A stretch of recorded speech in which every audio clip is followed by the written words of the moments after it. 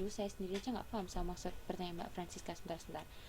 Manajemen yang efektif yang hierarkinya pendek, tetapi saya nggak pernah bilang bahwa yang efektif itu yang hierarkinya pendek gitu.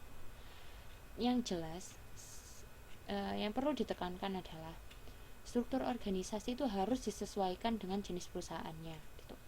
Kalau memang jenis perusahaannya adalah perusahaan yang berada di lingkungan yang sangat fluktuatif, atau dia adalah di lingkungan yang gampang berubah, lingkungan yang sangat-sangat drastis perubahannya, maka mungkin hierarki keputusan yang paling cocok adalah hierarkinya pendek, karena di situ butuh koordinasi yang baik antara atasan dan bawahan.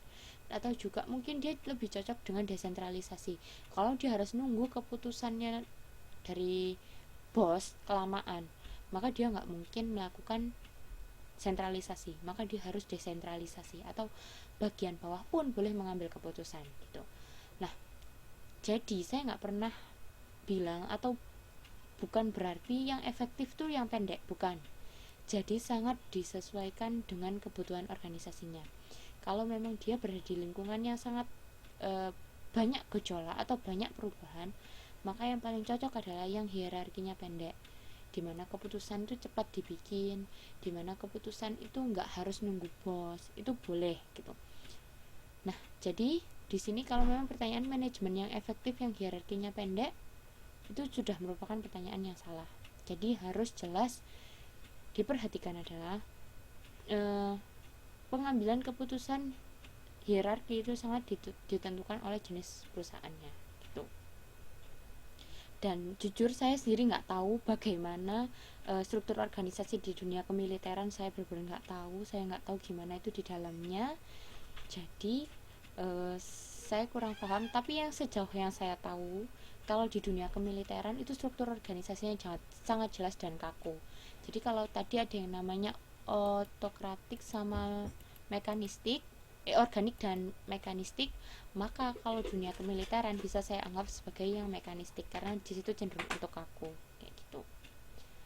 Kemudian gaya kepemimpinan itu lebih masuk ke individunya.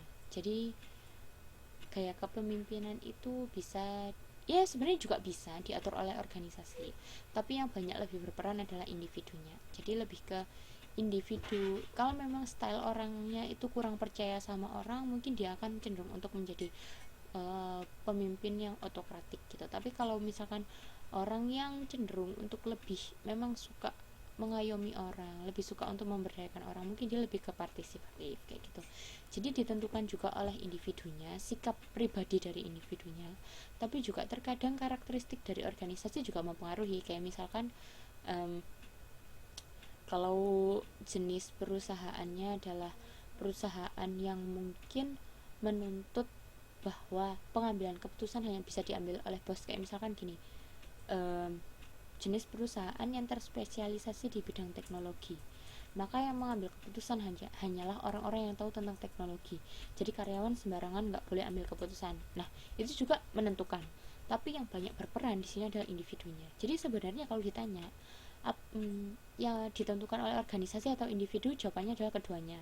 Tetapi yang paling banyak berperan adalah individu. Oke, paham? Oke, apa ada pertanyaan yang lain?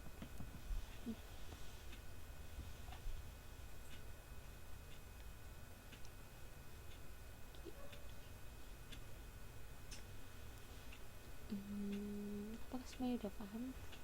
Ini ada sebagian yang sebenarnya sudah saya jelaskan sebelumnya sih, kayak struktur organisasi, kemudian manajer itu sudah saya jelaskan di pertemuan keberapa saya lupa, kedua atau ketiga sebenarnya sudah pernah saya sampaikan, tapi ya ada beberapa yang belum saya sampaikan sih. Oke. Semuanya sudah paham? Apakah semuanya sudah jelas? Kalau memang sudah nggak ada pertanyaan lagi, saya akan proceed ke mengabsen, karena saya tadi belum sempat absen karena ada juga yang baru datang di tengah-tengah kelas, jadi saya mau absen dulu kalau memang udah gak ada pertanyaan lagi.